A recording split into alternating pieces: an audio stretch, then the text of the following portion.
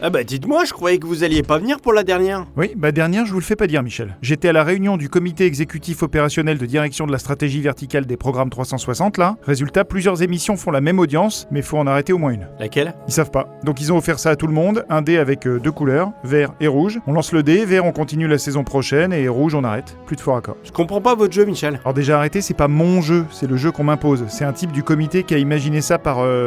Sadisme? Non, pas vraiment. Enfin un peu, mais pas totalement. Lâcheté?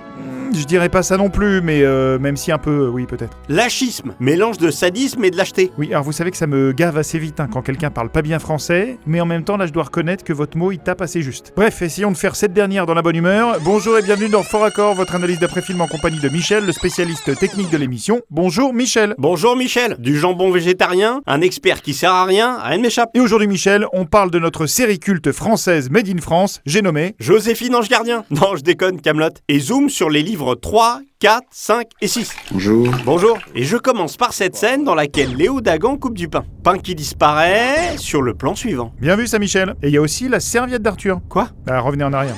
Oh, et puis merde, hein, ça change un peu, quoi. Alors, ralentissez. Arthur appuie sa serviette sur son front, mais plan suivant, la pose, il la tient devant sa bouche. Par la barbe à quinquin. Non mais attendez, vous n'allez quand même pas me dire que vous n'avez rien du tout. Bah non, je suis passé à côté. Mais attends de voir la suite avant de te marrer. En plus, c'est vrai. Parce que... Regardez, ces traces de fromage. Moi, c'est plus des traces, là, c'est une douche au kiri. Le meilleur est à venir. Le machin, vous avez vu la consistance du truc? Mais qu'est-ce que vous foutez? Tunique auto-nettoyante. Réversible, Non, c'est moi. puisqu'elle peut se ressalir toute seule. Vous commencez sérieusement à me bourrer tous les deux. Oh ça va, les mecs ils ont un film qui sort au cinéma et on peut plus rien dire. Je passe au livre 4. On échange nos opinions. Dans cette scène, Lot mange du jambon. Ouais, je vois, ouais. Mais pas n'importe quel jambon, c'est du jambon végétarien. Qu'est-ce que vous racontez, Michel? Si, regardez, Je comprends pas. c'est du jambon qui se transforme en salade. Ils sont vraiment forts, ces fumiers. Et vous n'avez pas tout vu. Regardez bien l'œuf que pousse le Burgonde. œuf blanc de taille normale. L'œuf est plus petit. Ah oui, plus sombre aussi. Exact. Bah oui, maintenant il est presque bleu et plus gros. Je vois pas où est le problème. Le problème, c'est que vous faites n'importe quoi, et puis c'est tout. Il a pas tort. Et si ça s'arrêtait là? Mais non, livre 5, on a aussi des problèmes. Un grognement de loup? Dont ce sac que tient Gauvin et qui passe de l'épaule gauche C'est comment un grognement de bandit? à la main droite. Ouais, on s'en fout. On rentre. On peine le chemin à rebrousse-poil et on expliquera que... Non, on va pas refaire tout le chemin dans l'autre sens. Maintenant, faut continuer jusqu'au camp. C'est plus proche. À l'épaule gauche. Alors là, franchement, bravo la Real. C'est violent quand même. Il se fout de votre gueule. Il se fout pas de ma gueule, il dit bravo. Ah non, moi je crois qu'il se fout de votre gueule. Il se fout de la gueule de personne. Il fait une remarque, c'est tout. Maintenant, regardez cette scène et écoutez attentivement ce que va nous dire Guenièvre. Mais attendez. Je vous signale que je connais parfaitement les lois bretonnes et que si pour une raison ou une autre, le roi n'est plus roi, c'est la reine qui doit désigner celui qui assumera le pouvoir en son absence. Ok, elle connaît parfaitement les lois bretonnes et donc la loi de régence. Exact. Je pose donc une question. Pourquoi? Regardez cet autre extrait. Je suis là uniquement dans une attitude technique, n'est-ce pas, d'analyse du texte. Voilà, alors en cas de mort du roi, et si l'héritier n'a pas 14 ans, la reine ne peut pas exercer elle-même le pouvoir, elle doit désigner un régent mâle.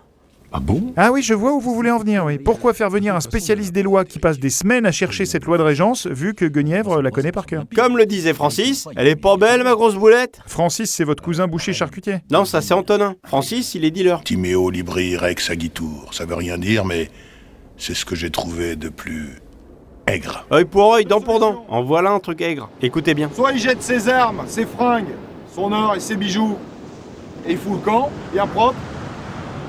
Soit il décide de combattre à 1 contre 10. Il propose un combat 1 contre 10. Qu'est-ce qu'il fait? Moi je vous le dis, ce sera maxi du 1 contre 1, 2, 3, 4, 5, 6 et 7 avec lui.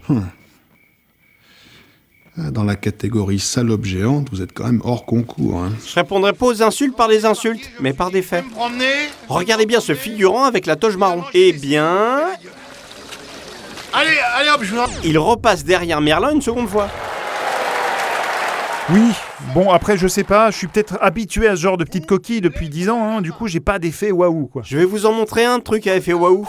Waouh, vous faites quoi là? Bah, j'ouvre mon sac à dos pour prendre mes lunettes. Ah, pardon, continuez. Là, vous allez faire waouh, Michel. Regardez ce plan. Fromage. Maintenant, je vais vous mettre sur l'écran 4 scènes qui se passent à différents moments de l'épisode. Et vous allez voir que lorsque la foule lève les mains, c'est exactement le même plan qui est utilisé. Alors là, c'est énorme. Et je vous ai gardé le meilleur pour la fin. Bon, bah moi, je vous le dis, j'ai la trouille. La trouille? Ben oui, parce que là, c'est le moment où ça... Où ça vous fout la trouille?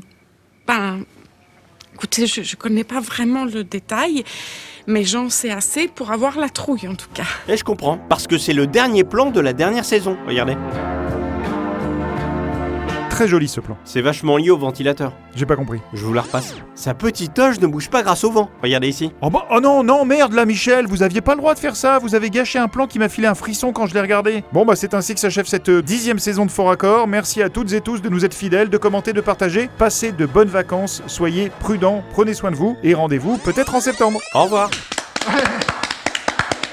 Oh, qu'est-ce qui vous prend? Alors là, sire, c'était classe. Mais c'était pas fini surtout. Vous avez dit peut-être en septembre. C'est sérieux l'histoire de lancer de dés là? Ah bah oui c'est sérieux, c'est très sérieux même. Et on doit le lancer quand? Maintenant. En même temps, on peut dire ce qu'on veut. Il peut pas nous voir, votre comité exécutif? Comité exécutif opérationnel de direction de la stratégie verticale des programmes 360. Et s'ils peuvent, ils nous regardent là. Vous voyez, regardez là-haut. Ça, c'est une caméra, ça. Donc, vert, on fait la saison 11 et rouge, on dégage. On dégage? Carrément? Enfin non, enfin si. À moitié, quoi. Quelle moitié? Bah, la vôtre. C'est ce que j'ai négocié, j'avais pas le choix, Michel. Instinct de survie. Allez, je tire les dés. Non, je vais le faire. Ok. Ok.